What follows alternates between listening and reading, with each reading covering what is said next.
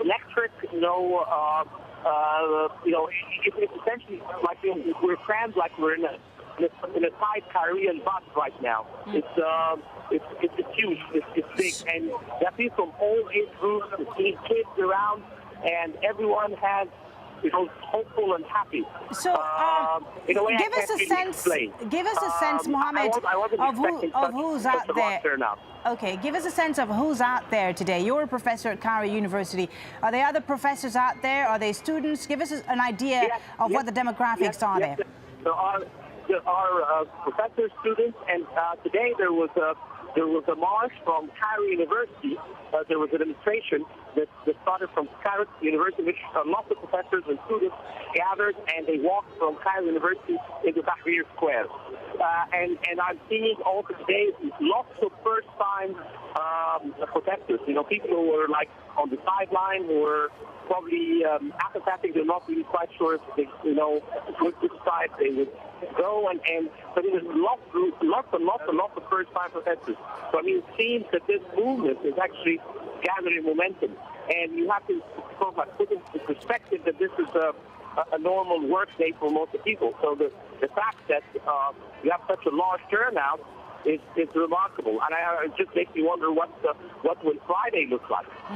But do you feel like you're achieving anything, Mohammed, by being out there in Tahrir Square? Well, yes. I mean, I think the feeling is that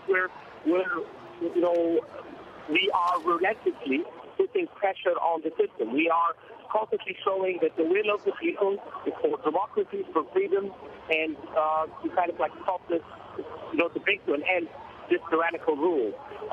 Now, of course, the revolution itself is is unique in the sense we don't have a face to it, we don't have a leader. Yes, and maybe we'll continue that way. I mean, maybe we'll just keep going till the demands are satisfied. Or it will emerge into something else. The situation is very, very fluid to my mind, and I don't think, I can anticipate what will happen next.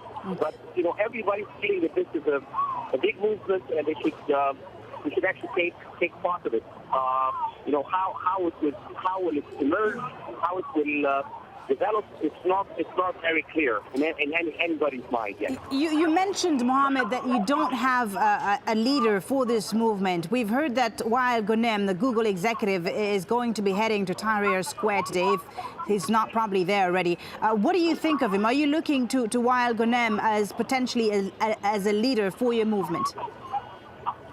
Yes, well, I mean, I don't know if I call him a leader or not. The whole thing kind of grew into something much bigger than what the original social networking group, admins sort of like as they grew to something that huge. I think, however, that Wael Ghanem would make a very good candidate, probably the most likely candidate for a spokesperson for the revolution.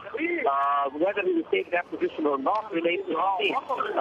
Yesterday we saw him on Mona Shazli's program, and he's still shaken by all this happening. But I think he has the greatest respect and credibility right here as someone who can actually for the revolution. We're just hearing the chants there behind you, Mohammed. I was going to ask you also, aren't you worried that eventually fatigue might be setting in? What are you and your friends out there doing to keep this momentum going every day? I'm sorry, I just have to move a little away from the chat because I can barely make out the question. Can you repeat it, please? Sure. I was asking you, what are you and your friends doing to keep the momentum going? And aren't you worried that eventually fatigue might set in, not just from the people in Tahrir, but from other Egyptians who are not necessarily taking to the streets? Well, that is a concern and a worry, of course. But what's happening now is that we're seeing a snowballing effect, happening. So, I mean, we of course worry about losing momentum, and there are days like this when, the turnout is not as large as we hope for, but we're kind of like hoping that momentum will continue to build up. And I think this is clearly the case, at least today, and we hope that will keep going. What's happening is that the public sentiment is, we believe, on a large scale, is turning in our favor at the moment. Thank you very much for speaking to us, Mohammed El Beltagi, a pro-democracy activist in Tahrir Square this Tuesday. He's also a professor at Cairo University, and telling us there that in Tahrir today there are not just students but professors and people from all walks of life taking again to the streets demanding that Hosni Mubarak stands down. Now, high unemployment and a low standard of living helped fuel the anti-Mubarak protests. In an effort to dissuade the demonstrators, the cabinet now says it will increase state sector salaries by 15%. But where will this money come from? Tourism has been hard hit, and so has business. The Credit Agricole Bank says the protests are costing Egypt more than $300 million a day. Now, the country's industry ministry says that there was a 6% drop in exports in January as banks and businesses were shut down. And the Organization for Economic Cooperation and Development believes that Egypt lost $90 million alone from having the internet taken offline for days. And the country's central bank has confirmed that it intervened in the market to prop up the Egyptian pound, which has strengthened on Tuesday after dropping to a 6-year low on Monday. Well, let's talk more about these economic implications and impacts with Ashraf Mohammed Najib. He's an economist and director of Global Trade Matters. Do you think that these figures that we just mentioned, the losses, are just the tip of the iceberg, given that it was, in fact, the economic situation of the country that led the people to the streets? Well, as soon as we went back to work last Sunday, we kind of realized that it's not as bad as we thought it would be starting the week after these protests. But it doesn't cancel the fact that there is obviously a lot of work that needs to be done with the amounts of billions that we've lost within the past 2 weeks and the amount of money that we'll be losing in the next 6 months as well, tourism being a very specific case. The government has come out and said that they're going to be increasing some of the salaries in the public sector. Now, again, we have to look at that from a completely different perspective. What are the salaries they're talking about to start off with? So if you're receiving £1,000 a month and you get a 15% increase, I mean, how is that really going to impact or affect your purchasing power amidst the rising commodity prices that we're seeing as well? So 15% increase, they say, but the question is, can they really afford that, and where are they going to get that money from? Well, that's a really interesting question, because if you think about it, what the new interim government's trying to do right now, I believe this 15% increase should be really looked at as a stimulus package rather than a sustainable increase in salaries to look at. I think they're patching up things right now, just trying to get a little bit of a positive sentiment within the public sector itself. It's not a bad move. On the contrary, it just shows that they are going in the right direction. But it definitely is not going to be sustainable until we see a complete shift and a complete different ideology in doing business in Egypt. You mentioned the tourism industry, which has, of course, been very much affected by this crisis. What are the other sectors that have been affected, and what impact is this crisis in Egypt having regionally, and perhaps what impact is it having on oil prices, in fact?